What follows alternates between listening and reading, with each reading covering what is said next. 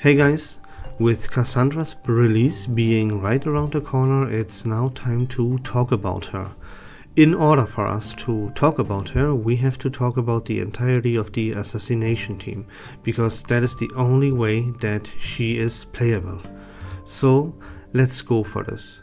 What is Cassandra all about? First of all, she's all about making attacks that normally wouldn't count as assassinations now count as assassinations, and that benefits Ezio greatly, because the best thing that Ezio has is the insight number 3 that says whenever an ally triggers an assassination, you gain 1 stack of Apprentice Assassin. You want to stack up this Apprentice Assassin status to 8 stacks as fast as possible, because at 8 stacks it converts into a status called Master Assassin. This Master Assassin status makes it so that when performing an assassination, for every 100 points of critical technique the attacker has more than a target, the attack gains an additional final damage dealt plus 6%.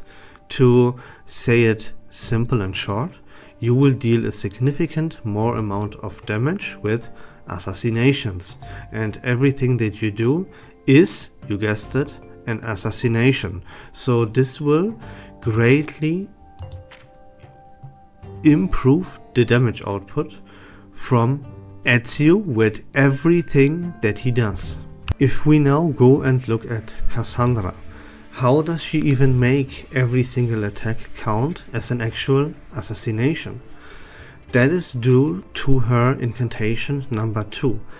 Her incantation number 2 is a 1-target attack that deals reality damage and then inflicts a debuff on the target called Lethal Injury. You can see here that when the holder of Lethal Injury is attacked, that attack counts as an assassination. Why is that so incredibly important? That is, like I already explained, very beneficial, because you gain more stacks for Ezio faster. If you, for example, look at Cassandra's incantation number 1, that doesn't normally count as an assassination. But if you use Cassandra's incantation number 2 first, you can make Cassandra's incantation number 1 count as an assassination. That, of course, not only increases the amount of stacks and the speed of which you can obtain these stacks of Master Apprentice for Assassination Apprentice, or whatever it's called, you know, the buff that Ezio needs to stack to up to 8 times to get the status Master Assassin. You increase the speed in which he gains those stacks, and also you can see here that if you would use something that is already an assassination onto the target that Lethal Injury is inflicted to, this assassination would deal more damage. So this is how you would play around Lethal Injury if there's only 1 target to attack on the field. But this Lethal Injury gets much better. Not only because you can make it through her skill tree right here, that is called Hunter. You can make it so that all of your ultimates also inflict lethal injury, and you make it so that if you use this skill tree called Hunter, you increase critical hit rate to all allies and all allies critical damage, right? So that is very beneficial, mainly because you inflict more lethal injuries more consistently with a lot of more stuff that you do. And it gets better, because if you now look at Alexios, this is where things get a little bit crazy. Because first of all, let's take a look at his Insight 3. That says, after an ally attacks and triggers an assassination, which Ezio does, and yeah, Cassandra makes all of this much better due to lethal injury, right? Then Alexios does not only gain adrenaline, which he needs to accumulate to use his ultimate, but now comes the crazy part. If there are other characters with the assassination role label on the team, Alexios has a chance to cast his ultimate every single time an ally triggers an assassination. And if you now go and look at his ultimate, it is actually a mass attack. Not only that, every time we use this ultimate, he gains a buff, and that buff makes this ultimate deal more damage. Now there is a huge and important question here too, actually, because now for the very first time for this ultimate the numbers matter. It depends if this attack deals 300% damage right out of the gate or less. That is important. And yeah, this is different, right? For Cassandra, for example, as it was for Ezio as well, the numbers don't matter at all. Because yeah, their kit is dumped down and there's nothing that plays around numbers, so that was completely irrelevant. But now for Alexio that matters. Because it depends on how much damage does this ult deal and how reliant would he be on using this ultimate frequently. How often would he need to obtain this buff that he gains from using it, right, over and over and over again, to actually deal relevant damage.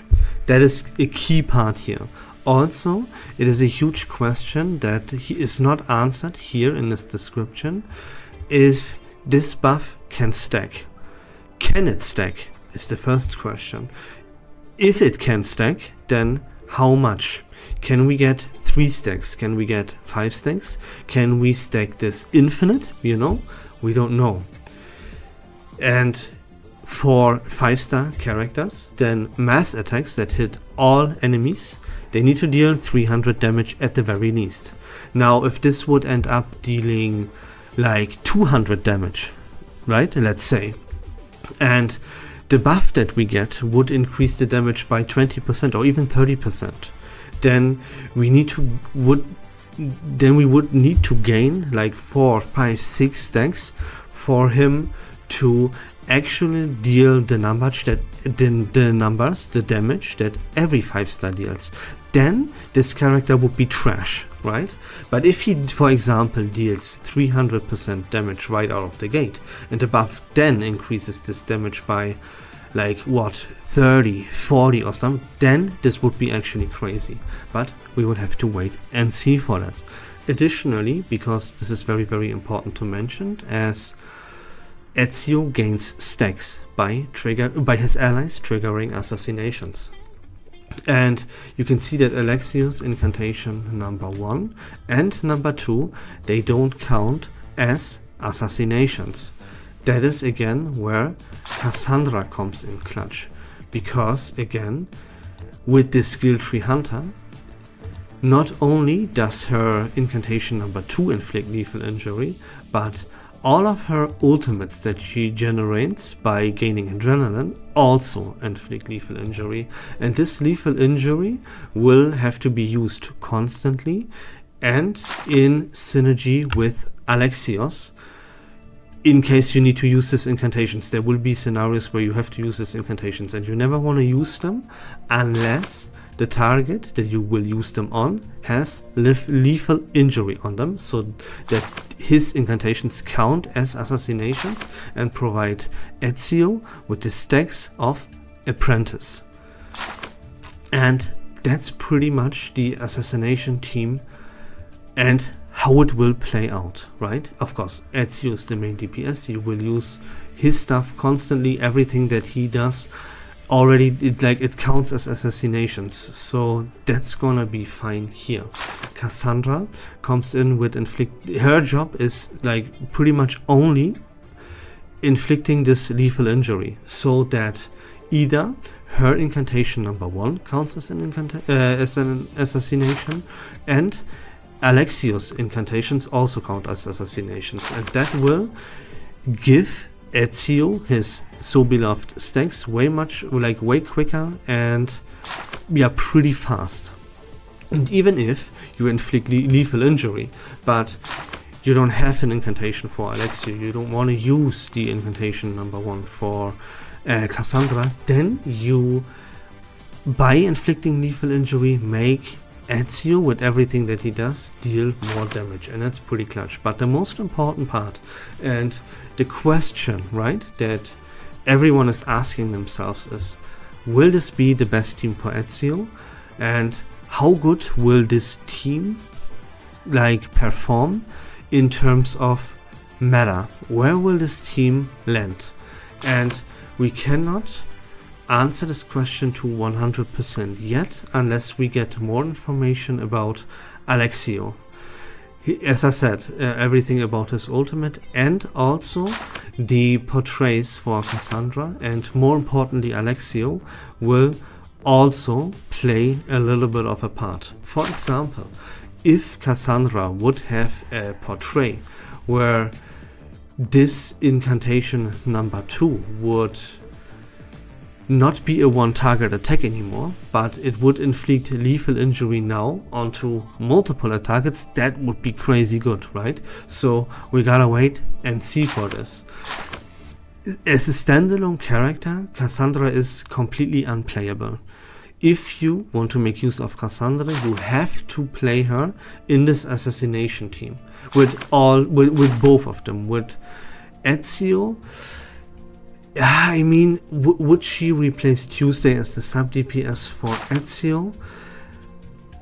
Probably yeah, but maybe not, because then you increase the assassination, the assassinations that Ezio does, so everything, right, by inflicting lethal tempo, but you lose the poison stacks and therefore a little bit of team synergy. So I mean, we gotta wait and see to be 100% sure, but yeah, as a standalone character, Cassandra is completely unplayable.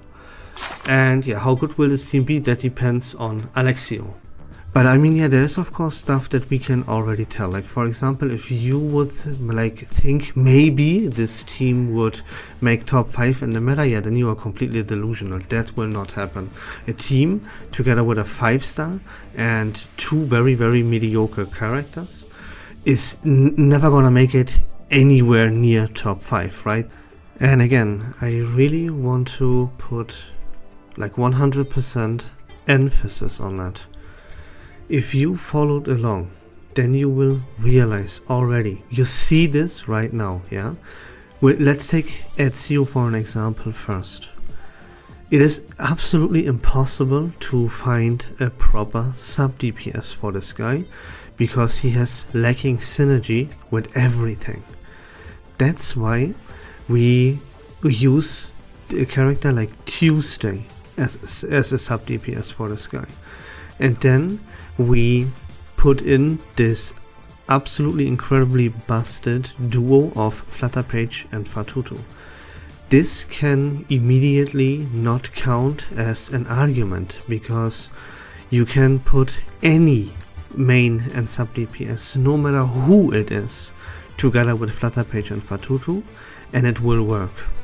How mid at best Ezio is can already be seen by him not being able to find a sub DPS.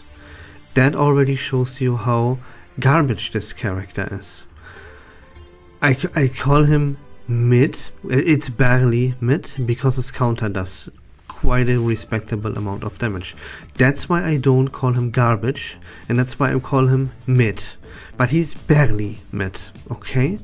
And now if you look at this whole assassination team all together, again, if you followed along, then you will have come to the realization of not only will this team forever have a 5-star in it, that is right out of the gate never something you would ever want. You never play a seriously good team with a 5-star. If you build a team with a 5-star, that is like a just for fun side thing if you for some reason love a character there, like you would probably do with like a character like Ezio or Cassandra in case you play the Assassin's Creed games, right? Then okay, have this as a just for fun, if it's fun for you, side team that you like resort to at the very last stage that you have to clear in one of the reverie stages, where we have to have 4 to 5 teams now. Then you can pull out a team with a 5-star like the Assassin's Creed collaboration team here with Alexios, Cassandra and Ezio for a little bit of fun there. Okay, but again, like a team with a 5-star in it, not only, right, has this team a 5-star in it, but this 5-star is incredibly important. It's like such a core part that this team doesn't work without Alexio. That is the key part to take away here. And as I said before, I want to put emphasis on that so that you yourself think about this, what a 5-star in your team means, you notice by now, and you yourself realize that this is garbage and it cannot be taken seriously. And if anyone thinks, right, this team would join like the top 5, even top 6 meta, that is impossible. It is just, you know, think about it yourself and realize how important this 5-star in this team will be to actually work. Realize that Ezio is mid at best and he cannot find a sub DPS for him. That's how bad he is. He only works if you put him together with Flutterpage and Fatutu, which I explained before is not an argument at all, you know? So that's gonna be about that. Think about that and let it sink in a little bit for yourself. And additionally, you have to, of course, be very aware that these characters are not worth the investment, because the second anniversary is going to be a gigantic power creep, and putting your resources into pulling for the characters that are very mediocre, that have a 5-star in them, that will see no future improvements in form of Euphoria updates or new characters that could maybe replace the 5-star from this team, or this team will also never see a healer, right? It will always be Ezio and Cassandra, who are very mediocre characters to begin with, and they are paired with a 5-star character, and this team will never see any improvements whatsoever. So that is what you have to know and what you absolutely have to keep in mind here. Conclusion is, this team is very mediocre and it will be forever. So it is very mediocre, and the more and more time passes, the worse and worse this team will get. You might say right here, yeah, Straw, that is true for every single team in this game though. Every single team gets worse and worse as time progresses. That is only true to a certain extent, because this is our first collaboration, and collaboration characters, they are unique and they will stay unique to the collaboration. We won't see any other characters with assassinations. We will never get a healer. The 5-star, as I said many times by now, will never be replaced. So while other teams, any team could see improvement, just like the Dynamo and the Blood Time team see, right? They're released, and at the very next version, both of these teams immediately see huge upgrades to them. They have a future. They will receive Euphoria updates. They have the chance to get new characters. For this Assassination team, all of these things are not true. This team will be power creeped in absolutely no time whatsoever, right? Keep that in mind. That is very important to put emphasis on here. Also, we talked about Cassandra and Alexios portraits and how they can be really important. We talked about how Cassandra could maybe get a portrait that would lead to her spreading lethal injury better than she does now, and Alexios needs portraits that increase the damage that his ultimate does. That would improve this team a little bit. Also, let's take a quick look at Ezio's portraits right now before we end the video off. Here they are, and there is some important stuff to take away here, because remember, it is all about reaching the Master Assassin status as fast as possible and then go nuts while you're in it. And you can see his portrait number 1 benefits this Master Assassin status greatly. He has more portraits like this. His portrait number 1, his portrait number 3, and his portrait number 4 all increase pretty much everything that you do while you are in this Master Assassin status.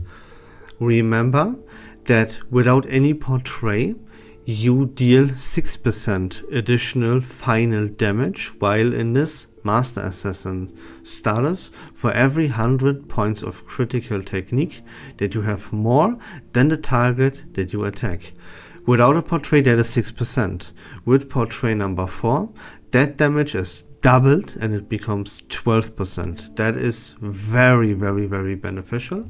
And if you seriously plan to, which you do if you pulled for Ezio, you 100% do, there's no way around it. So if you pulled for Ezio, then you have to be aware that you have to have like portrait 4. That is like very recommended, right? Otherwise you end up, yeah, I mean portrait 3 with 11% and portrait 1 with 10. It would be okay to have him at least at portrait 1. That is what you 100% need though. Portrait 1, keep that in mind, is what you need. You should never play a character that is very mediocre without any portraits. If you commit to a very mediocre character, then you should make him more viable by adding portraits. And this first portrait has a pretty gigantic value for him. So that is absolutely recommended. If you can, right? You wasted your resources anyways already. So why not go all in here and go for portrait 4? Like you will have not enough resources for the 2nd anniversary anyways if you already pulled for Ezio. So why not go all in and actually make him portrait 4 so that he can actually do a little bit and shine, right? But portrait 1 is a must-have if you want to play him in this assassination team. Please keep that in mind. And that's gonna be it for this video, guys. I hope that was fun and informative. If you like Reverse1999 content in general, please consider leaving a follow on my channel. I would really appreciate it. But until next time, take care of yourself. Have a great day. Don't forget to join the Discord server, link in the description down below. And we love this game.